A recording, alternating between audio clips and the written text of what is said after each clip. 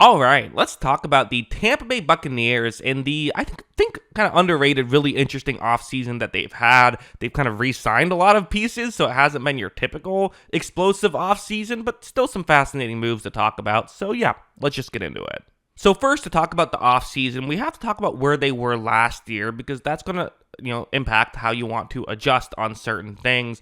So first, some really good, first, what you're looking at here, this is where they graded according to PFF in each specific positional category. So for passing, they were 5th, receiving 9th, and that's with Godwin being out for a good chunk of the year, pass blocking 2nd, running 7th, and then the one kind of not great area, but still okay, is run blocking being 18th. Quite frankly, when you have grades this good across the board, you're going to have a great offense, and that's what happened. They had a great offense. There's some concerns over losing the offensive coordinator, Liam Cohen, but ultimately, players matter more than coaches. I've always been a believer in that, and with this much talent, they should at least be a really good offense once again next year. The defense had its ups and downs, and quite frankly, maybe wasn't quite as bad as people would have thought over the course of the year. I mean, to be honest, they had a lot of injuries, and a lot of times it was, 3/4 of the defense playing well, but it didn't matter because teams could attack their weak spots. So you see the grades itself aren't horrible, but ultimately there were some issues that they needed to address, and one of them is just they've been injured and need to stay healthier. But let's look at their losses. So the losses on the top of the screen are the ones that are quote-unquote losses, but could still be players they've retained. These are guys who are currently free agents, although it seems like they're probably, at least maybe one or two might re-sign, but, we'll see on these guys. The ones on the bottom are definitely players who are no longer going to be Tampa Bay Buccaneers. They have signed with a new team. So first, there's some depth pieces that would concern me personally. Does concern me because I'm a Buccaneers fan. That depth was already an issue in the secondary last year, and they've lost a lot of pieces. So I'll bounce around a little bit. But Jordan Whitehead was a depth piece who was, okay last year, but kind of a disappointment because he was really good in their Super Bowl run. Mike Edwards and Ryan Neal, those are all safeties who are, going to be leaving. Ryan Neal was kind of a constantly criticized player for Tampa Bay, but ultimately he was there because he was better than the guy behind him, right? So you still don't want to lose those players necessarily, although you'd like to replace them with better players, perhaps. Tavier Thomas was supposed to be a depth guy, didn't really work out there. So losing some depth pieces is concerning. They also lost Chase Edmonds, who didn't really do much with Tampa Bay. Shaq Barrett, who they re-signed midway through the year in that weird situation with Miami. Again, free agent, maybe he'll re-sign. We'll see. And same thing with William Goldston. I could actually see both of those guys still being on the roster for Tampa Bay next year. They're depth defensive linemen, but hey, you need depth defensive linemen. Ultimately not moving the needle too much, but still an important thing. As for their losses, again, nothing major here. Justin Solke, who was a backup offensive lineman, most known for getting his lunch money taken from him by Aiden Hutchinson in that regular season game early on when Hutchinson had a million sacks. Robert Hainsley was a backup offensive lineman as well. He was the starting center for 2 years. They ultimately drafted a player in the first round to replace him. So he's now gone on to Jacksonville. KJ Britt, a player who is probably best known for being the guy that Tampa Bay decided to replace Devin White with.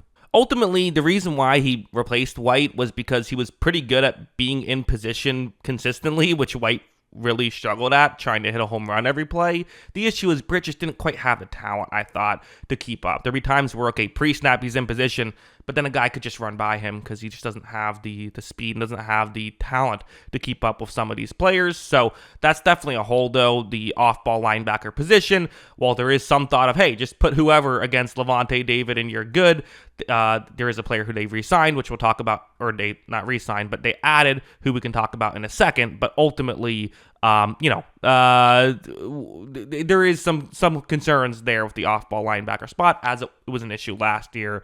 They also lost their punter, which, again, punting, that's one of those weird things where you would think that punting would be a thing that'd be really easy to get down if you're an NFL team, but sometimes teams just struggle with it. Tampa Bay really struggled with it, so they're letting their punter go, signing a new one. They went through a couple punters last year trying to figure that out. They did add some players, although not a ton. Again, this is mostly an offseason of re-signings, but they did add a couple pieces. Hassan Reddick, so like, I showed earlier, their lowest graded positional group last year was pass rush, and that's with some pretty good interior pass rushers. You have Vita Vea, who helps set things up. Kalijah Cansey, grades very well when it comes to pass rush on the inside. And Yaya Diaby was pretty good as well. They really kind of need just a guy that can win off the edge consistently. And Hassan Reddick, at his best, has been that guy. And the only time he hasn't really been that guy while being an edge rusher was last year with the Jets. He was bad with the Jets last year, and that is the concern. But again, if you could hit on something like this, you could be getting a franchise caliber edge rusher on a 1-year deal. And he's still young enough that if you do hit on it, and if he does end up playing back to what he was with the Eagles, you could sign him for a couple more years, right? He's 30 this year, so he's not young, but you could get more than just the 1 year out of him. Although I think they'd be happy with just 1 year out of him, to be honest. Kendall Vildor is a player who they had signed with he was with the Bears for a bit. Again, he's a depth piece, right? Young player, wasn't great with them. Not someone you really want on the field. Purely a depth piece, I would say. Riley Dixon, they added a punter, again, trying to be better there. And then Anthony Walker Jr., who is the guy that, again, hasn't played great with the Dolphins and feels like, he was PFF's 81st graded linebacker out of 84 eligible. So that's not very good, although he has had better years in his career. That's by far and away the worst year of his career. Has been a veteran linebacker who I think they just feel like, he'll be 30. He's been in the league for a while. At very worst, you have a KJ Britt caliber player, someone who can just come in and be okay, not a disaster in that situation. Obviously, I think that they could still look for an upgrade there. He could be a depth piece, so you don't have to start him, but at least you have a bit of a higher floor. Always like something like this. You don't want to go into the draft needing to improve at any position, and because of this, they don't need to improve, although they would certainly like to. As for their re-signings, again, kind of like I said earlier, this really was an offseason of re-signings, and it wasn't necessarily about who they let leave or even who they brought in, although those were interesting, but who they were able to keep is, I think, kind of the strength of this offseason for Tampa Bay. First, Chris Godwin, who, again, reportedly turned down like $20 million to play for the New England Patriots, goes to show not just, the fact that he cares more about just the money, but it also goes to show that this is the place that people want to play for, which, you can't fully put a price on that. So the fact that he's going to be back, hopefully a fully healthy Chris Godwin in a similar scheme to what they had last year. You have Mike Evans still there. You can get another year with Jalen McMillan, another year with Baker Mayfield knowing how to play with all of these guys, and again, a really good offensive line that's going to stay really good because they kept Ben Bredesen with the team, who's a player who I'm not in love with personally. I don't think he is the weak spot, in my opinion, on the offensive line. You see him a few spots down on the list. But ultimately, he's also a player that played with the offensive line. You're keeping continuity, and it was one of the best pass-protecting offensive lines in the league, and still a solid run-blocking unit. Might as well just keep that together. I get the logic there. Kyle Trask, keeping him as a backup, sure, why not? Sterling Shepard had some good chemistry with Baker Mayfield.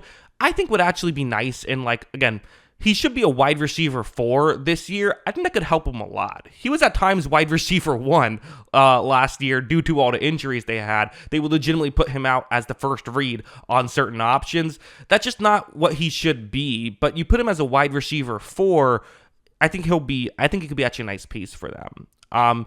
Anthony Nelson, who maybe had the play of the season for Tampa Bay when he forced a fumble in overtime against Carolina when Carolina was in field goal range, only needing a field goal to win. I mean, talk about a huge play that essentially saved the season for Tampa Bay. Again, I don't love him as a starter, but now if he's a rotational piece, you have Yaya Diaby as year 2, you have Hassan Reddick as year 1. Looks a little better. Levante David, he's going to be a lifetime Buck. He's going to continue to sign these 1-year deals until he retires, it seems like, and that's fun. That's cool to see. Basically, he just sees how everything goes and then takes the leftover money, and I think that's a fun little thing that they have worked out. Greg Gaines, again, interior defensive lineman depth piece. And finally, Bryce Hall, who is another interesting player. So, again, you have the secondary, which on paper is really good. Zion McCollum and Jamel Dean, on paper, 2 outside corners that are very good, with Tyke Smith as a slot. Okay, for the corners, you can't ask for much more than that. And, Antoine Winfield, who didn't have his best year last year, but still him and Christian Izien as the two safeties. Okay, I like that starting five. The issue is how often was that starting five out there last year? Not that often. And Bryce Hall might have to kind of step in and be the third outside corner. He got injured really early on last year, and Tampa Bay, quite frankly, liked him. There was a lot of positive reports about him. So, I don't know. People said the same thing about Zion McCollum, and I was like, okay, I don't know about this. And then he was really good last year, so it can happen. Again, hopefully everyone stays healthy. I still would like to add another outside corner, though, just for depth. I think depth into secondary is so important that you have to address that, and hopefully they do this offseason, in my opinion. So, ultimately, I think this is a very positive offseason. The losses are not killers. The additions, I think, could really help, and they kept everybody that was important. So, while everyone's a year older now, that's not ideal.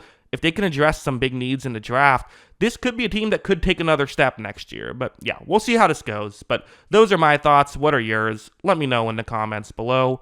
Always love hearing from y'all. And of course, as always, thanks for watching.